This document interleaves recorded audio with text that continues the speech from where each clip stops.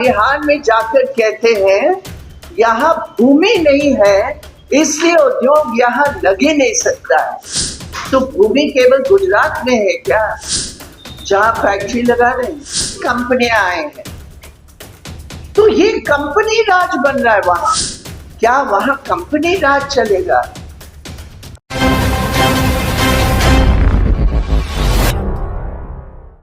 क्या वहां कंपनी राज चलेगा? हम ये सवाल पूछ रहे हैं। क्या पूरे झारखंड की संथाल परगना में जहां राजमार्ग प्रोजेक्ट है या धनबाद में जहां प्राइवेट कंपनीज को नए कोल माइनिंग की इजाजत दी जा रही है, क्या ये तय हो गया कि वहां कंपनी राज चलेगी? तो इसलिए हमारी पार्टी सीपीआईएम, सीआईटीयू, आदिवासी अधिकार मंच, बाकी जितने भी लोकल वहां साथी हैं और उनके संगठन हैं, सब मिलकर झारखंड बचाओ रोजगार बचाओ वो मंच के रूप में वहां काम शुरू है। और मैं सिर्फ झारखंड की सरकार से और मुख्यमंत्री से अपील करना चाहती हूँ कि ये चुप्पी जो है उसको तोड़ने की जरूरत है और कंपनी राज के खिलाफ आवाज उठाने की जरूरत है, जो केंद्र सरकार के तहत झारखंड को लूटने की कंपनियां आ रही। ये बहुत अनिवार्य ये मुद्दा है झारखंड के। हम तो झारखंड के सरकार की तरफ से तो जवाब नहीं दे सकते हैं ना। मैं आपके सामने जो हमने अपने आंखों से और अपने सर्वे के मुताबिक हमने जो देखा, चाहे वो गोड्डा का हो अडानी का प्लांट जिसे पूरा पानी डाइवर्ट हो रहा है, चाहे वो धनबाद के अलग अलग कंपनी जिसको दिया जा रहा है उसमें पता चला कि कुछ राजनेता भी उसमें शामिल है, या राजमहल प्रोजेक्ट जिसमें गुजरात से कम 3 कंपनियां आए हैं। तो ये कंपनी राज बन रहा है वहां, हम देखे हैं। इसलिए हम तो झारखंड सरकार से पूछ रहे हैं, ये चुप्पी को तोड़ो। ये आपके नौजवान हैं जिनकी भविष्य समाप्त हो रहे हैं, या आपकी महिलाएं हैं, वो अपने आंखों के सामने देख रहे हैं कि उनका घर बर्बाद हो रहा है वो कोयला की पोल्यूशन के कारण, लेकिन कुछ हो नहीं रहा है। लाठीचार्ज तो हो रहा है। लाठीचार्ज हुआ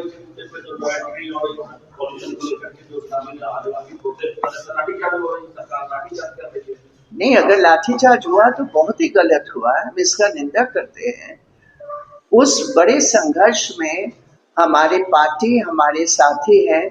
अभी हमने ये जो कोर्ट में जो केस चल रहा है, कोर्ट ने भी कुछ आदेश दिए हैं, उसके तहत हमने लगभग 200 हाउस होल्ड्स के पास जाकर कितने 318 उस पूरे प्रभावित क्षेत्र में हमने एक सर्वे किया है हमारे पार्टी की तरफ से और आदिवासी मंच की तरफ से, और वो सर्वे के फाइंडिंग्स बहुत जल्दी आने वाले हैं, वो भी मैं आपके सामने पेश करूंगी। बिहार में क्या लगता है कि आप भी हिस्सा है महागठबंधन का? बिल्कुल हम हिस्सा है और कल मैं बिहार जा रही हूँ और हमारा बहुत जोरदार प्रचार चल रहा है। और बिहार में पहले ही मोदी सरकार की जो इनका जो स्लोगन है ना, मोदी और नीतीश, तो ये कौन सा स्लोगन है? मोदी जी तो बिहार में तो मुख्यमंत्री बनने से रहे, लेकिन बिहार का मुख्यमंत्री कौन होगा? एनडीए की तरफ से। हालांकि वो नहीं होने वाला है, वो हारने वाले हैं, लेकिन प्रचार में वो जवाब क्यों नहीं दे रहे हैं कि उनका मुख्यमंत्री कौन होगा? वो कह रहे चुनाव प्रचार नीतीश जी के नेतृत्व में है, लेकिन चुनाव प्रचार के बाद उनका मुख्यमंत्री का चेहरा कौन है, व्यक्ति कौन है, उसके बारे में वो क्यों नहीं बयान दे रहे? लेकिन वो एक अलग बात है। जो मुख्य सवाल है उनका पूरा प्रचार अभियान क्या है? अरे भाई, 20 साल आपका राज रहा, 2 साल को छोड़कर आपने उन आपकी राज में आपने किया क्या? आज हालात ये हो गए कि बिहार का अगर कोई फैक्ट्री है, वो फैक्ट्री सिर्फ ये है कि बिहार की मजदूर की मजदूरी सस्ते में कैसे अन्य जगह वो बेचे। ये हालात है। पलायन की सबसे अधिक संख्या बिहार के मजदूरों की है और इनको शर्म नहीं आती। इनकी उप मुख्यमंत्री कहते हैं पहले पलायन लॉ एंड ऑर्डर सिचुएशन को देखकर लोग पलायन करते थे, आज पलायन नौकरी के लिए है। ये कौन सा इनके पास सर्वे है? ये कौन सा सरकारी सर्वे था जिसके बारे में ये सब वो झूठ बोल रहे हैं? हकीकत ये है कि आज बिहार की जो बेरोजगारी की संख्या है हाईएस्ट है, और अमित शाह बिहार में जाकर कहते हैं यहाँ भूमि नहीं है इसलिए उद्योग यहाँ लग ही नहीं सकता है। तो भूमि केवल गुजरात में है क्या, जहां फैक्ट्री लगा रहे हैं? तो ये बिहार के बारे में मोदी सरकार ने भेदभाव किया। पहले बोले हम स्पेशल पैकेज देंगे बिहार के लिए, वो भी आज तक एक दिखा पैसा नहीं दिया। और आज 20 साल की ये हालात से बचने के लिए कि इन्होंने कुछ नहीं किया, वो महागठबंधन के ऊपर आरोप लगा रहे हैं। उनकी भाषण सुनो, एक भी उनके अपने काम के बारे में एक शब्द नहीं बोलेंगे, लेकिन नकारात्मक बातें, झूठे बातें रोज बोल रहे हैं। तो ये तो पूरा, और कोई फैक्ट्री बिहार में दिखा नहीं। झूठ तैयार करने की फैक्ट्री बिहार में एनडीए सरकार ने जरूर तैयार कर दी है। मैडम, लेकिन प्रधानमंत्री तो युवाओं को रोजगार दिया है, गरीब बनाइए, इससे तो पैसा आएगा। प्रधानमंत्री जी पहले आंकड़े तो बताए। बिहार की बात छोड़ो, उन्होंने कहा हर साल हम 2 करोड़ नौकरी देंगे हिंदुस्तान में। उनका डबल इंजन सरकार के चलते हिंदुस्तान का सबसे हाईएस्ट अनएम्प्लॉयमेंट रेट है। उसके कारण अभी इन्होंने 10,000 रुपया महिलाओं को दिया। भाई, अगर बिजनेस शुरू करना था तो आप 1 साल पहले 10,000 रुपया देते, उनकी मदद होती। अभी अगर आप 1 साल 2 साल पहले 10,000 रुपया देते तो जो आप कह रहे बिजनेस बहुत होगा और उनको हम लखपति बनाएंगे, तो चुनाव के 1 महीने पहले आपको कैसे पता चला कि इसकी जरूरत है? तो ये सब जो है, ये पूरा साबित करता है इनकी राज पूरे तौर पर दिवालिया रहा है। बिहार के लिए इन्होंने कुछ किया नहीं है। बिहार को के मजदूरों की श्रम को लूटने के लिए गुजरात के बड़े पूंजीपतियों के फैक्ट्रियों में, ताकि सस्ते श्रम में बिहार के मजदूर जाके काम करे और गुजरात के उद्योगपतियों का फायदा हो,